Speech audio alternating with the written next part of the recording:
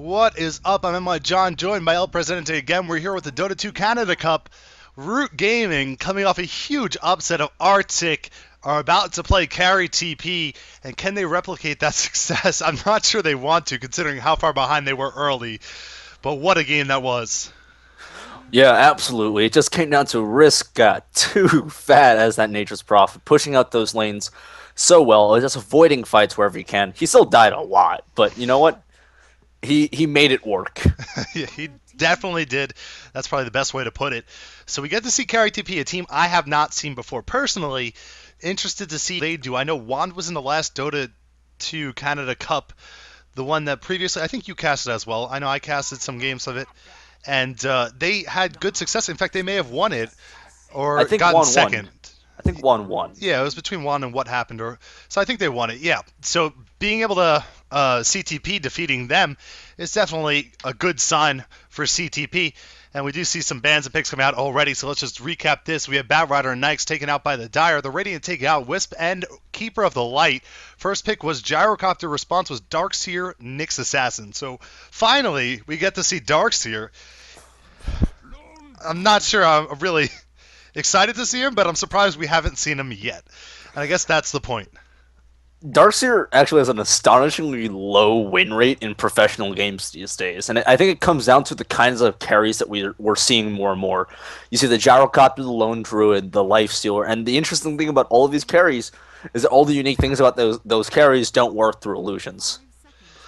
Yeah, it is a good point. I mean, the thing is, he just offers so many good attributes that you feel like he needs to be successful, but you do put a lot in considering you pick him up, especially with the emphasis on the new picking phase.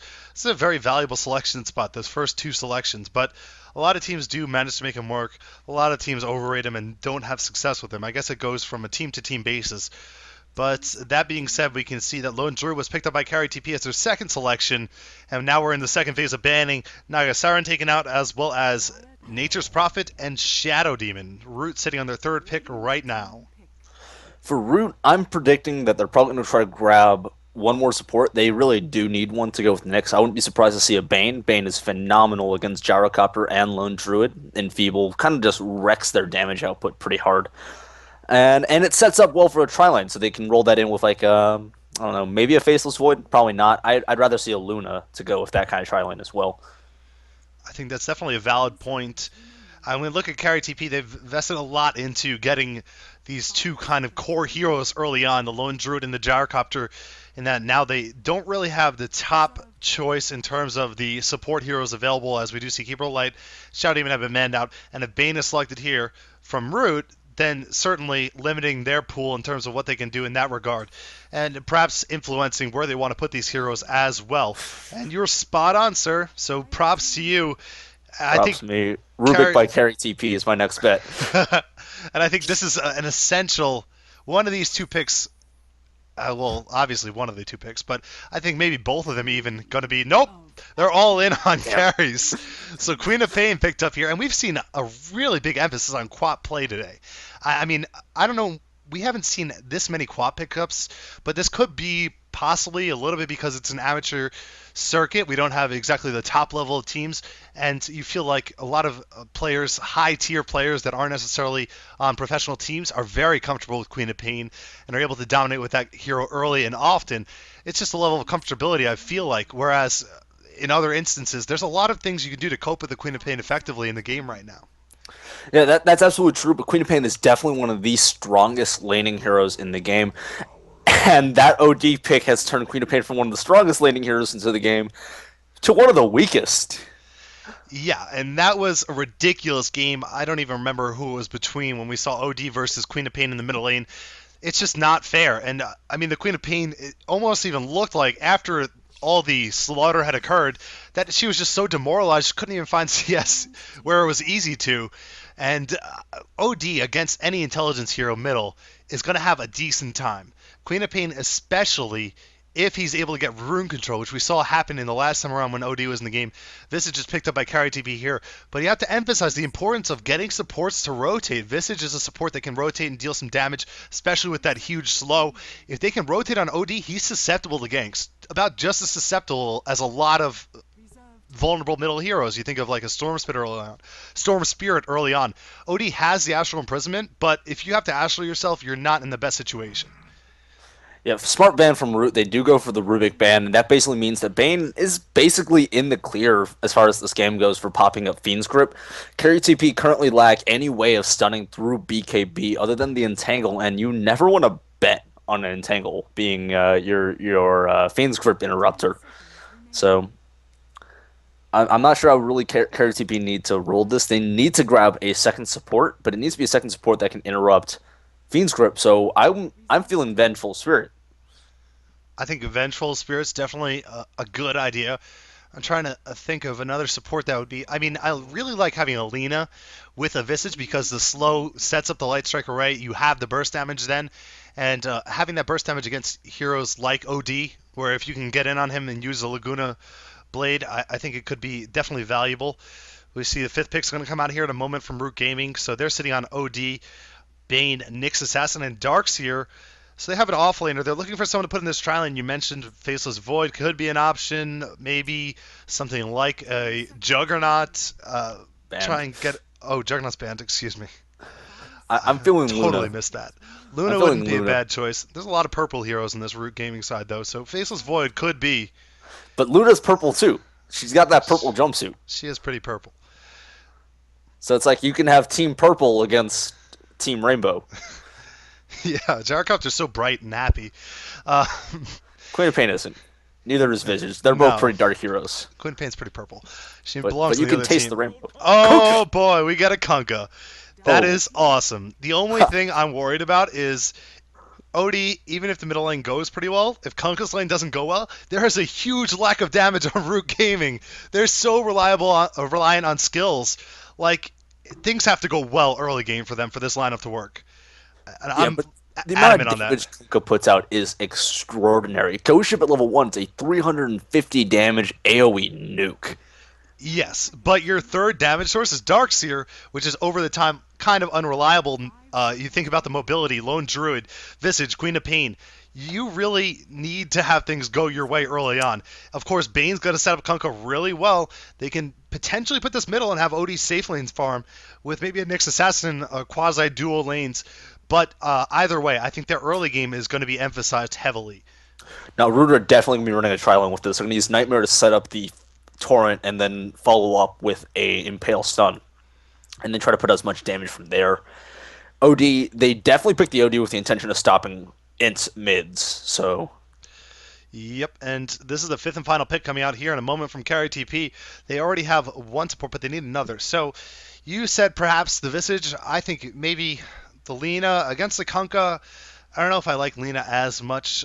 She's going to get caught out. I don't even like Venge against Kunkka. This is really dangerous for CarryTP. They got Ogre Magi. I think Jakiro, something with a longer range, something a little bit more safe. Jakiro's banned out too, is he? No, he's not. I'm saying like Ogre. Oh, Ogre. I love Ogre, but I don't think we're going to see him. No, let's put it this way. Bloodlust the Bear, you just won the game. You push really fast, and I think Alliance showed us that in the, G League tournament? And the most important part is that Ogre is not a squishy hero. He is very, very hard to kill in lane. He is the second tankiest hero in base. Damn it. You win. I win, Jakiro. And that's a safer bet than either Lina or Vengeful. Having that long-range disable and being up against Darkseer, he's going to try and get everyone into close areas, so throwing out the Ice Path is going to help out a little bit. I'm just really keen on seeing if CarryTP can rotate these supports, get some action on this OD middle, because Lone Druid's a hero that, of course, he could function pretty well independently. Gyrocopter, if he's in the safe lane, we'll see if he's up against an aggressive tri lane or not. I don't really think so. But they need to do something to this OD, unlike the game we saw earlier where OD was left alone to just destroy a Quap. Like, you need to give your team a little bit of help. The huge problem here, though, is when you look at Root's lineup, if it's a 1v3 or a 3v3, Root is comfortable. Right? And Yep. CTP needs to make a 3v3 happen. Yeah, and that is a valid point. They're very reliant on that. I'm still saying this is an early game lineup from Root. I think If it goes too late, I think I'm really confident in CTP's side and their ability, once they get BKBs up, to cope with the OD. I would really want to see this Queen of Pain go for a BKB first build in this game especially, and I hope that's what she does. But we'll go ahead and introduce these teams. So we are in the Canada Dota 2 Dota 2 Canada Cup. This is the second game from Group B. In the first game, we saw Root take down Arctic, one of the favorites coming into the tournament. CTP took down Wand. I'm going to introduce CTP. On the Dire side, we have Chaser, aka Demented, playing Gyrocopter. CD will be on Visage, Ares on Queen of Pain, Post Glory on Jakiro, and that leaves the Minzy on Lone Druid. For Root, we see Risk taking that offlane Darkseer. In solo mid will be Monkeys Forever on the Outworld Devourer, Destroyer, Demolisher, whatever it is.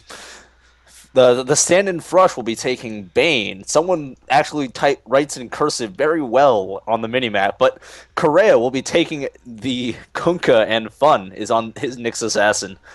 And he was amazing on Nyx Assassin last game. I don't even know how he made it out. Of course, with the Carapace, you play with a certain level of comfortability, but he made it out of so many bad situations that I didn't expect him to, and really just made a whole lot happen with his team, with Initiation 2. I see what's happening. Yeah, CCP are abandoning the offlane.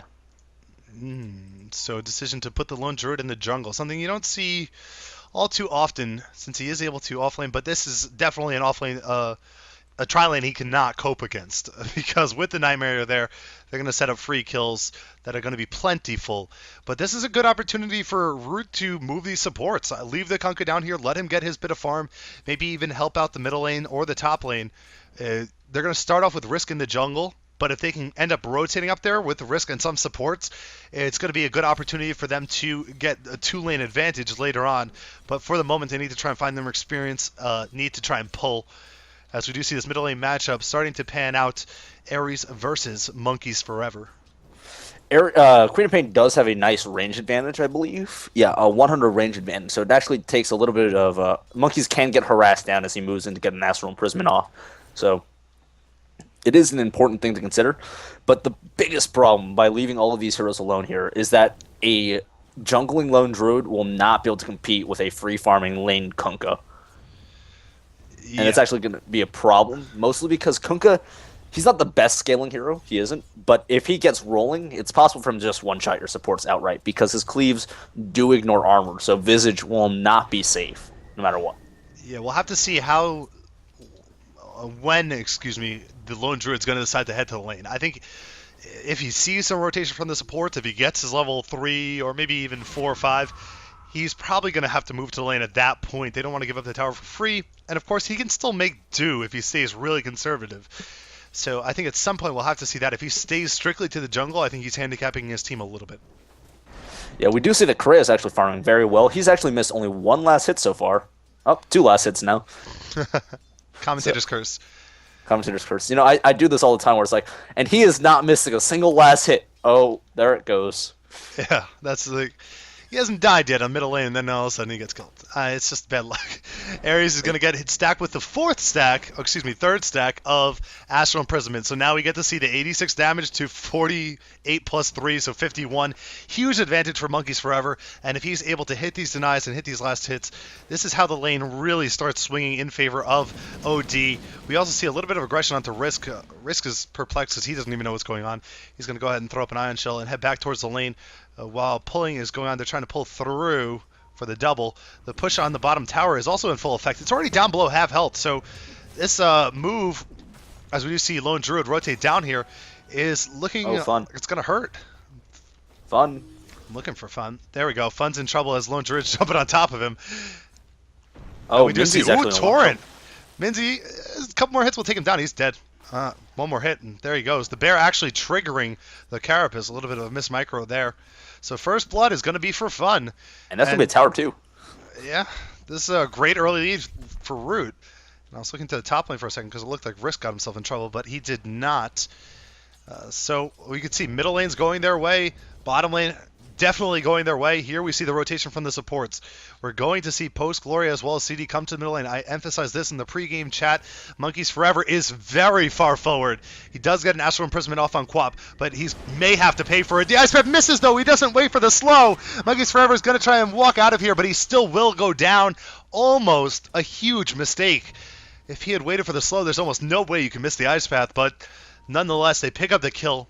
That's exactly what they need for Queen of Pain to get some space and experience, because if she can get the levels, even if she has enough damage to spam off only one Scream at a time, it's some harass damage, whereas right now, full control of the lane was in the hands of Monkeys Forever. They swayed that a little bit. I would like to mention it's very possible to abuse the overuse of Astral Imprisonment as an int hero because it does reduce your max int pool. If you use bottles while your int pool is mana pool is smaller, you'll actually get bigger effect as the mana comes back. Yes, it's just like removing items. So it is cool, but at the same time, it's the most frustrating thing since he is losing so much damage. And he is sitting on 0 mana right now. Monkeys Forever gets right back into the lane, gets right back into the swing of things. He still has an experience advantage despite the Gyrocopter killing off Darkseer solo. So not entirely sure how that happens, but it did without a cooldown. It's one of those weird things that it's like Darkseer should be perfectly fine. He should be near creeps or he should be very, very far away. And then all of a sudden Rocket Barrage happens and Darkseer wasn't very, very far away and just dies somehow. Yeah, I mean, I don't know how that really happens. It's just a mistake on the part of Risk. And he played so well last game, it's a shame to see him make a mistake early here.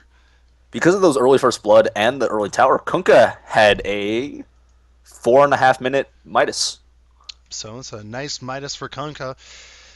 And, him being such an early game powerhouse hero, you do wonder sometimes if perhaps that 1900 gold a little bit better off going towards something like a Shadowblade.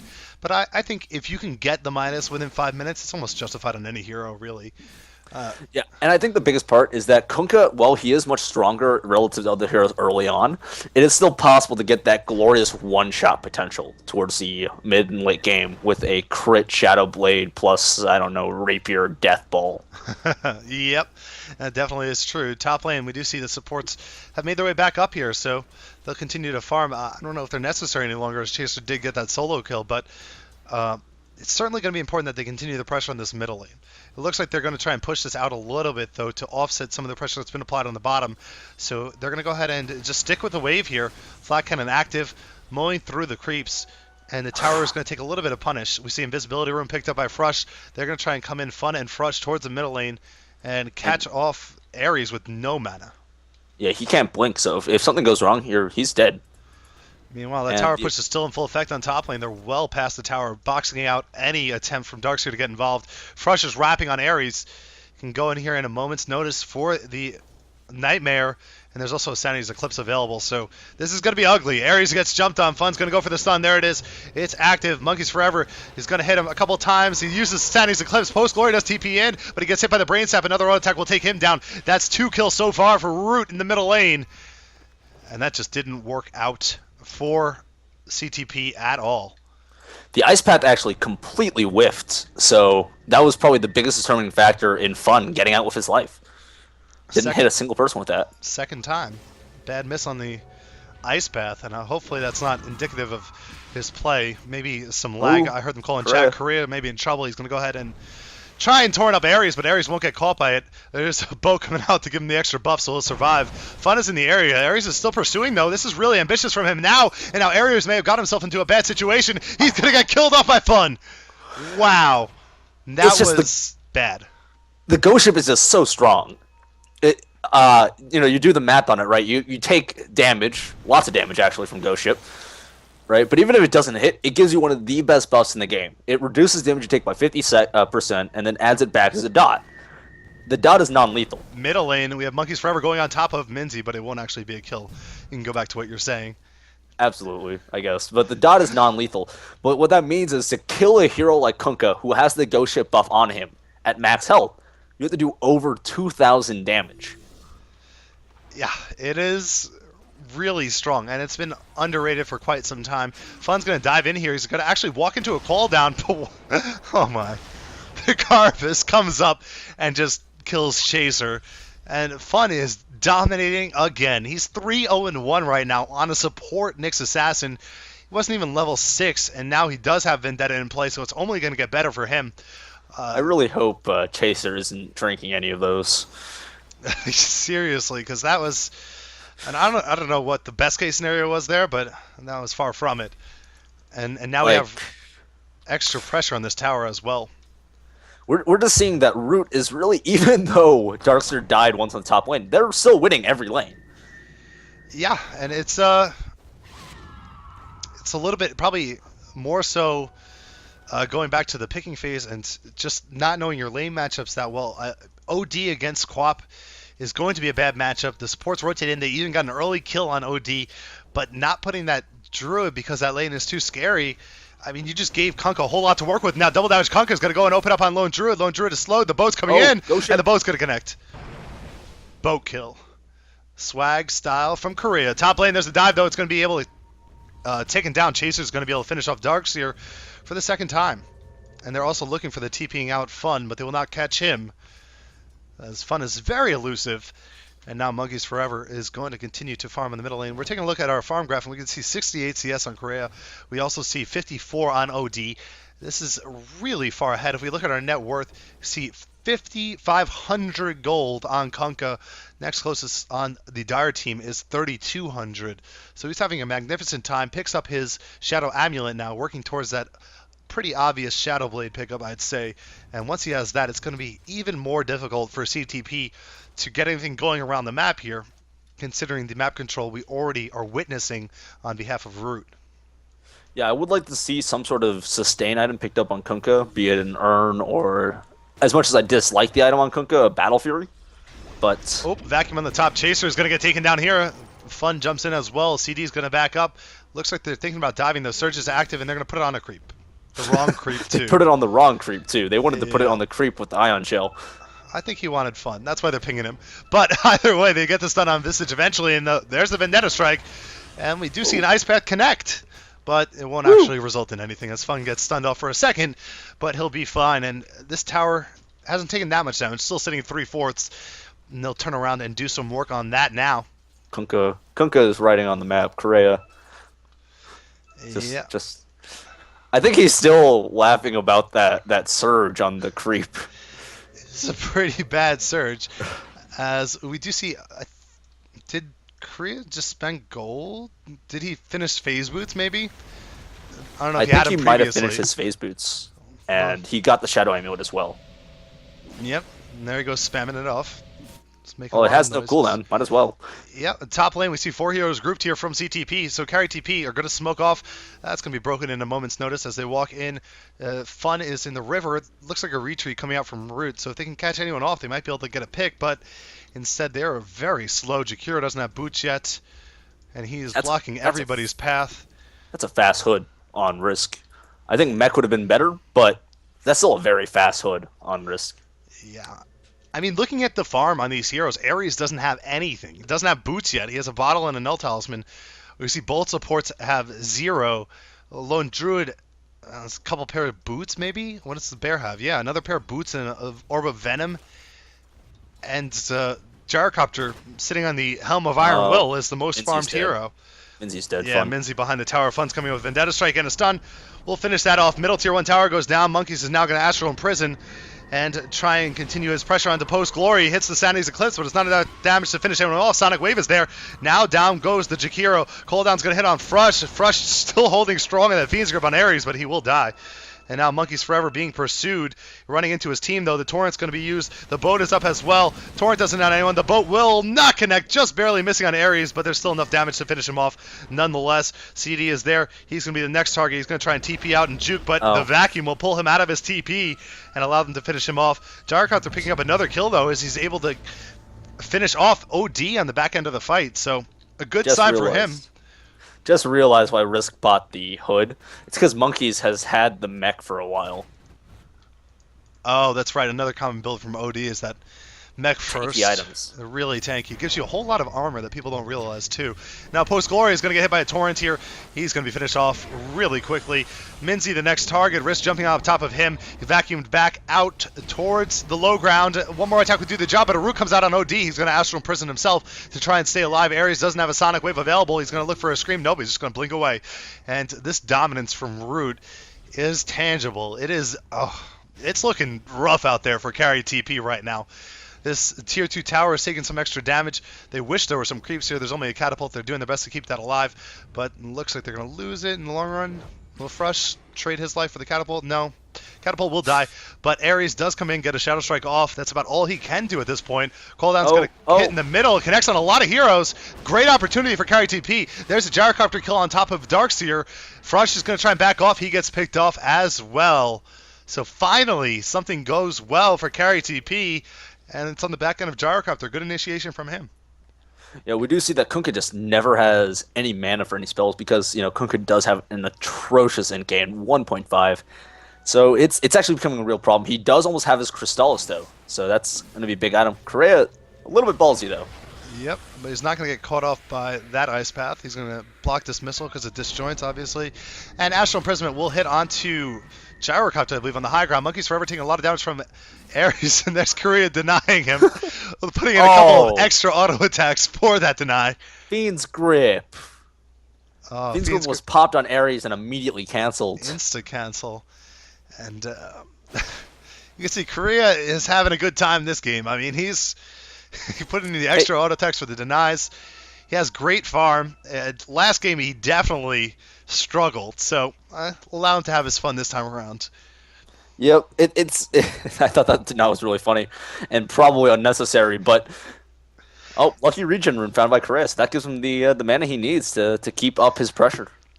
Yeah, and I think with the deny as well, he had Tidebringer up, so he was hitting with Tidebringer damage like normal denies do.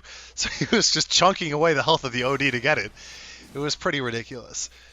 Yeah, it's just and I didn't know this before, but apparently cleave damage takes your base damage, doesn't even matter which target you're hitting, and just adds that damage and reduces it straight from other people's health. So with Tidebringer, no matter what armor his primary target has, the additional targets at this moment are taking over 180 damage from cleaves. Right? Yep. And if you add in the Shadow Blade, he's hitting for over 330. So it takes out like a quarter of Gyro's health. Oh, Fun popped it. Yep, Fun gets taken down in the middle lane. Correa does come in. We see Frush trying to convert that kill onto Queen of Pain, not able to do it. So both supports trying to go hard there. Fun gets punished for it. The Scream does miss from Ares, which is a little bit depressing, but the missile will connect, and this should be a kill onto Frush, even though he's trying to juke his socks off. Instead, he will go down. So 2 kills there, but a tower goes down in the middle lane. Meanwhile, for Root, Correa gets Astral Imprisoned as well. So, yeah, he Astral Imprisoned Correa, so Correa couldn't get the tower last hit. Oh, and then Gyrocopter is in a bad spot. Risk running into him. The vacuum is there. They're going to pull him back towards him, and this orb attacks are really hurting his sanity. His Eclipse comes down. It's going to be enough to finish off the Gyro. Correa comes in from the side. He attacks the bear to get the cleave onto Visage. Visage is going to be pulled back. Torrent is there as well from the high ground. Monkey's Forever going to finish him off. And now Correa gets another Tidebringer off and is going to force everyone from CarryTP back to their base. Fun Invisible with Vendetta ready. Is charging forward. And this is... Vacuum will pull the bear down to low ground. Bear almost died. This is as close to team attack being on for Dota 2 as it can be, the way this game is going right now. They're trying to get the Torrent on the back of the Astral Imprisonment, but not timed properly. Astral lasts for 4 seconds. Torrent delay is 1.6, so he would have had to time that a little bit better if he wanted to actually get that. Yeah, it's by far easier to time those with just level 2 Astral Imprisonment. But we do see that the Force Staff on OD is done, so that's 2 big items for him. Well, 2 big OD items done for him. Yeah. And we do see a Sentry on the low ground in case Correa decides to do something silly. But nice Ice Path is going to catch him in their tracks. They're going to pop out the mech immediately. Ghost Ship will pop out. It's going to connect on 2. Double kill for Correa and a triple kill as he's able to finish off Visage as well. Now Chaser just trying to get out of here. Fun is going to chase him down, though. 1 more second until a stun is available. There it is. Nope, it gets blocked by the missile. The missile just stops him mid-animation from getting the stun off, but nonetheless, 4 heroes dead from CarryTP as they continue their pressure. Oh. Now do work. Radiant Kirk gets taken down by what, tower hits or neutral or creeps? tower hits. So they do lose a courier that had nothing on it. But now in the base, another Ice Path is going to catch off Frush. Frush is going to get hit by... Oh, they pull him out of the base! And this is huge. Risk on top of Post Glory. He's going to drop to the damage from Ion Shell. Ares is going to go down as well. Korea with a huge Tidebringer again. And now they're going to go ahead and X-mark Minzy. He's going to fall on top of a Torrent. They take down Visage first. Minzy's the next target. He will go down to one more hit. Darkseer getting the kill with his Ion Shell. And 4 die once again. So that's 8 kills in a span of less than 2 minutes for Root. Fun is looking for that Carapace on the cooldown, but I think he was outside of the cooldown, so not quite working out for him. As the tier 3 is being focused and taken down, dropping rather quickly. CarryTP, once again. I think someone needs to disable help. Seriously, they got to... Korea, his biggest opponent has been Monkeys Forever so far this game. His biggest opposition. He's 8-0 right now. Monkeys Forever sitting 7-3. And this has just been well executed by Root. I think outclassing CarryTP a little bit in this game and GG. So this means that Root Gaming with 2 victories in Group B will advance to the playoffs of the Dota 2 Canada Cup, trying to get themselves a piece of the $750 prize pool. Meanwhile, CarryTP will move down to the final opportunity to move on to the playoffs. They'll have to play the winner of the losers game, which is happening at the same time as this game. Sandy's Eclipse will finish off the Visage, and then the Orbs will just be enough to take down Jakiro. Everyone's trying to mess with Korea. You got Nightmared and Astral right there. That was ridiculous. You could see Root just having fun with this game. Arctic probably being the scariest team for them, and having come off that big victory, they're feeling good about themselves right now. So they're going to win out today, move on to the playoffs, and that's going to be that for this game. We have one more game coming for you. It's going to be that final match to see who the second playoff contender from Group B will be. It's either going to be CarryTP or the winner of Juan versus Arctic. I don't want to play favorites, but I expect one of those teams to be there. Pretty quick game, less than 20 minutes. It's kind of back to how Group A went, with a lot of really one-sided affairs going on. I'm NYJohn. Joining me was my co-caster, El Presidente. You can tell them where they can find you. I'm El Presidente. You can find me on Twitter at ElPresDota. I will also be casting some other tournaments later this month, actually, so you can catch me there as well. Okay, and I'm NYJohn. You can catch me at NYJohnTV on Twitter. Also follow me here on this Twitch channel, and stay tuned for the next game. It should be up shortly. We may or may not have to wait on the other game to finish. Either way, I'll keep you updated in chat. Thanks for watching.